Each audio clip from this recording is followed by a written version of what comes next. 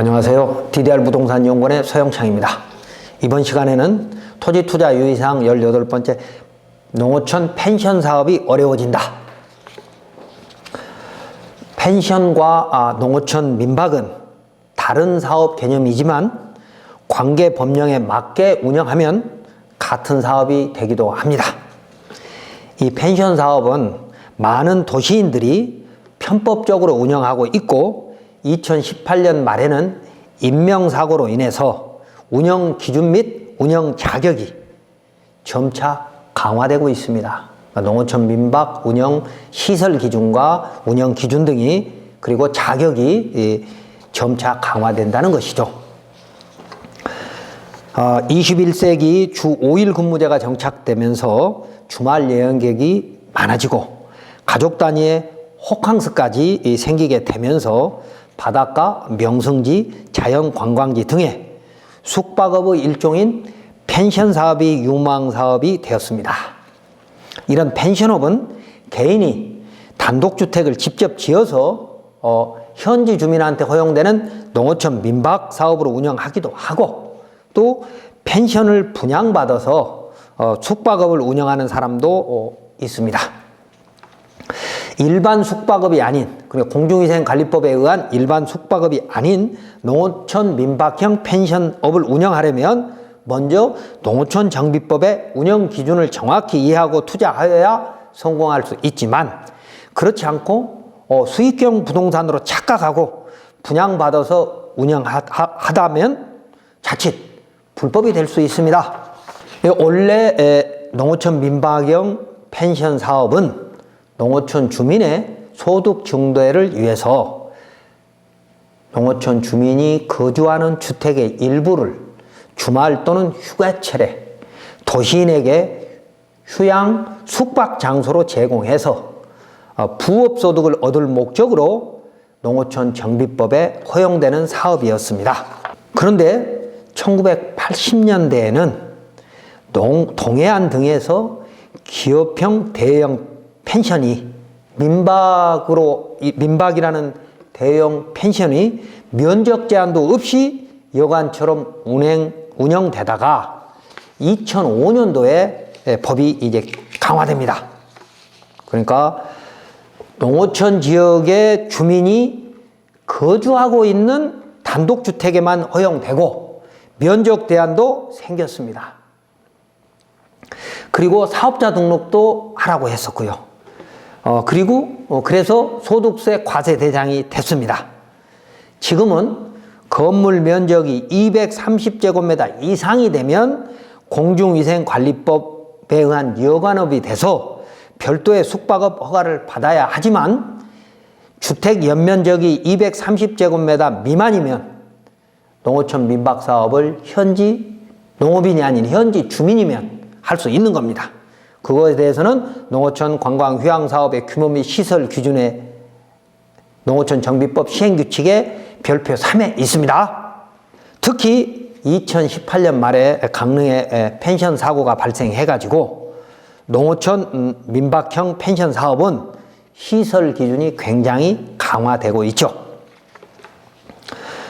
자, 먼저 농어촌 민박형 펜션의 장점 그리고 유의할 점 보면 장점이란 여관 및 호텔과 달리 투숙객이 실내에서 취사 등 음식 조리를 할 수 있고 아침 식사도 할 수 있는데 농어촌 민박은 농촌의 단독주택을 이용하는 것이므로 호텔보다 내부 시설이 많이 부족하죠.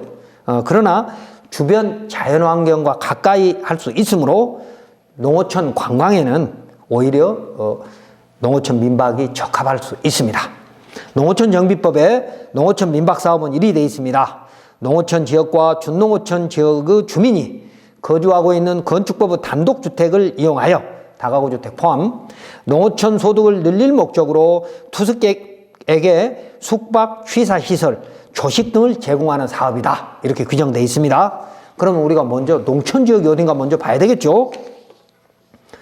그러니까 농어촌 민박형 펜션 사업을 할 수 있는 지역이 따로 있다는 겁니다. 도시 지역은 안 된다는 것인데 여기서 농어촌의 단독주택을 민박형 펜션으로 이용하려면 그 그 건축물이 있는 시군청에 농어촌 민박사업 등록을 하여야 하는데, 이렇게 합법적인 숙박업을 하려면 그 건축물의 위치가 농어촌 정비법이 정한 농어촌 지역과 준농어촌 지역이어야만 합니다.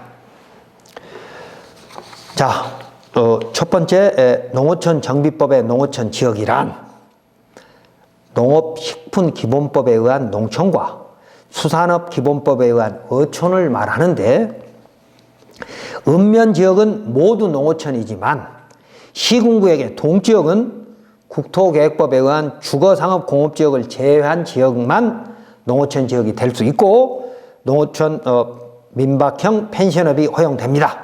그리고 자치구의 동은 주상공을 비롯한 자연녹지 계획관리지역에도 허용되지 않습니다. 그래서 자치구의 동지역은 또 약간 다르다는 거고요. 수도권의 자치구 동지역은 허용되지 않습니다. 그 다음에 농어촌 펜션 사업은 농업식품기본법에 농업인이 아니어도 되고 현지인이면 영업이 가능합니다. 다만 2020년 8월부터는 6개월 이상 현지에 거주하는 주민만, 그러니까 본인이 거주하는 주택에서만 민박업을 할 수 있다라고 법이 강화됐습니다. 이 기준에도 예외가 있는데 3년 이상 거주하면서, 본인이 거기서 실제로 주민등록을 이전하고 거주하면서 2년 이상 농어촌 민박을 운영한 경험이 있는 사람한테는 임대주택에서도 펜션업이 가능하다, 이렇게 법이 강화됐습니다. 그러니까 전에는 그런 제한이 없었는데 2020년 8월부터는 현지인이라 하더라도 주민등록을 이전하고 6개월 이상 거주한 사람한테만 민박업을 허용하는 것이 원칙이고, 예외적으로 3년 이상 주민등록을 옮기고 거주하면서 2년 이상 민박업을 해본 경험자만 나무주택, 임대주택을 빌려서 펜션업이 가능하다, 이겁니다. 자, 그 다음에 펜션은 2015년부터는 조식을 제공할 수 있는데, 이 조식은 식품위생법의 음식점이 아니고 공중위생관리법의 숙박업도 아니죠. 이 펜션의 조식 제공은 말입니다. 그래서 식품위생법이나 공중위생관리법의 까다로운 규제를 받지 않습니다. 다만 농어촌 정비법 시행규칙 별표 3의 2에 규정된 기준과 서비스 안전교육을 이수하여야 합니다. 우리가 이용하고 있는 숙박시설은 펜션 종류는 다양합니다. 이 중 일반인이 운영하는 펜션은 농어촌 정비법에 의한 농어촌 민박과 제주도 특별법의 휴양펜션, 그리고 관광진흥법에 의한 관광펜션과 도시민박 등이 있는데, 자, 표를 한번 볼게요. 펜션 및 유사시설의 종류, 한마디로 관광에 필요한 숙박시설을 말하는 겁니다. 첫 번째, 농촌 민박은 농어촌 정비법에 의해서 단독주택 230제곱미터 미만만 농어촌 지역에 한해서 허용하고 현지 거주 주민한테만 허용하는 건데, 취사 숙박이 할 수 있는 그런 특징이 있고, 그 다음에 관광 펜션은 관광진흥법에서 허용되는데 3층 그리고 30실 이하만 허용이 되고 시도지사한테 지정 신청을 하도록 돼 있고, 콘도미니엄은 관광진흥법에서 허용되고, 휴양펜션은 제주도 특별법에 의해서 숙박시설로 2층 그리고 10실 이하까지 허용되는데 도조례를 봐야 되고, 이 자격이 되려면 2년 이상 농어민이 되어야 합니다. 유스호스텔은 청소년 활동법에 의해서 하는 것이고, 숲속의 집은 산림문화휴양법에 의해서 하는 거고, 그리고 일반인이 할 수 있는 여관업은 공중위생관리법에 의해서 허가를 받는데 면적 제한은 없고, 상업지역과 또는 조례로 허용되는 지역에서만 허용되는 것이죠.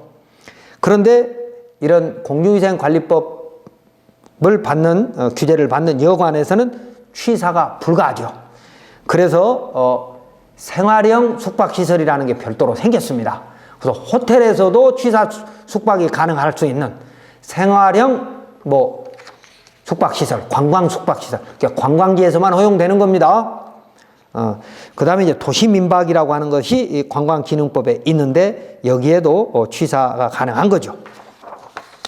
자, 그래서 이런 다양한 시설 중에서 농어촌 민박과 제주도에 있는 휴양펜션 그리고 관광기능법에 의한 관광펜션 이외에는 전부 농어촌 민박이거나 아니면 여관입니다. 그런데 여관은 취사가 불가하기 때문에 우리 주변에 취사를 할 수 있는 그런 숙박시설이 있다 그러면 대부분 농어촌 정비법에 의한 농어촌 민박이라는 것입니다. 그런데 이런 시설들이 사고로 인해서 운영 기준과 운영 자격이 자꾸 강화되고 있으니까 그런 기준에 맞춰서 귀농귀촌한 현지 농업인이 돼버리면 뭐 간단하고요. 또 농업인이 되지 않아도 귀촌해서 이걸 운영한다면 또 문제가 없습니다. 그리고 2015년 이전에는 현지 농업인 주택에서 소규모로 외지 관광객을 위한 숙박업을 운영하는 경우 화재 위험 등이 거의 없었기 때문에 민박 사업의 시설은 소화기 한 대만 갖추면 되었는데 2015년 7월부터 서비스 안전 기준이 신설되었습니다. 최근에 농어촌 정비법을 편법으로 이용한 기업형 펜션 사업자가 늘어나고 그런 펜션을 분양하는 상황이 늘어나면서 농어촌 민박 사업의 시설 기준 및 운영 기준이 크게 강화되었고 특히 2018년 말 강릉 펜션에서 인명사고가 난 이후에는 그 기준이 크게 강화됐습니다. 자세한 내용은 농어촌 정비법 시행 규칙 별표 3과 별표 3의 2에 상세히 규정되어 있습니다.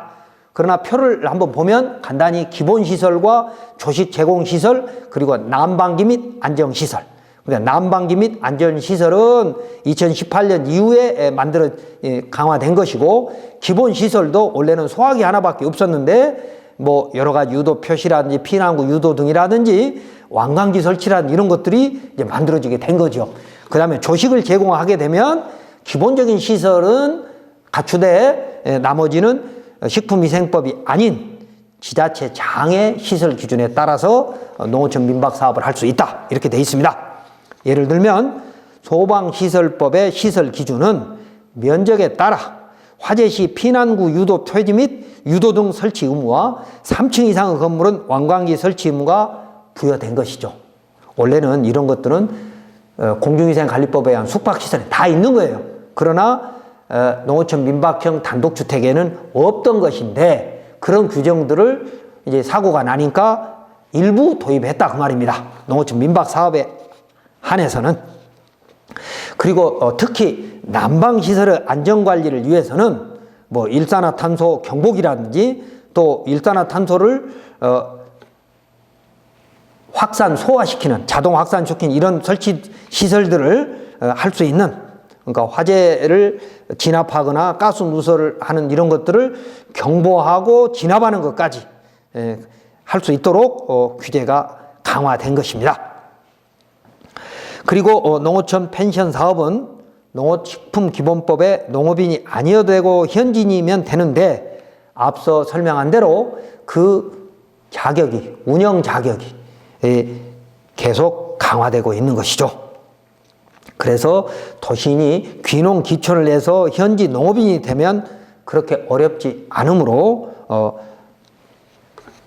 순수 그러니까 농어촌 민박형 운영할 때는 이런 기준들을 알고 하면 되는 것입니다. 그리고 농업인 자격은 다음 농지법 시간에 제가 자세히 설명드리도록 하겠습니다.